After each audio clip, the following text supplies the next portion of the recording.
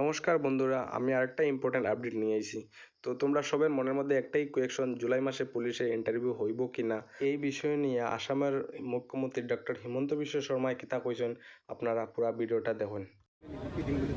আমাৰ গোটেইখিনি ৰেডি হৈ আছে। বৰ্তমান বানৰ পৰিস্থিতিৰ কাৰণে মই এই বিষয়টো চকু দিয়া নাই, কাৰণ আজি যদি আমি পৰীক্ষা পাতিব লাগে, পুলিচে দৌৰিব লাগিব। পুলিচত এখন খেলপথাৰতো পানী নোহোৱাকৈ নাই, সেইকাৰণে জুলাই মাহটো অপেক্ষা কৰি লওঁ। তাৰপিছত এই বছৰতে আমি সব শেষ কৰিম।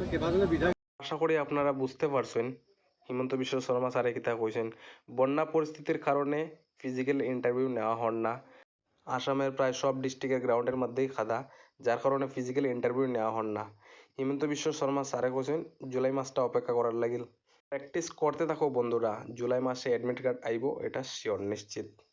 আমাৰ গোটেইখিনি ৰেডি হৈ আছে। বৰ্তমান বানৰ পৰিস্থিতিৰ কাৰণে মই এই বিষয়টো চকু দিয়া নাই, কাৰণ আজি যদি আমি পৰীক্ষা পাতিব লাগে, পুলিচে দৌৰিব লাগিব। পুলিচত এখন খেলপথাৰতো পানী নোহোৱাকৈ নাই, সেইকাৰণে জুলাই মাহটো অপেক্ষা কৰি লওঁ। তাৰপিছত এই বছৰতে আমি সব শেষ কৰিম।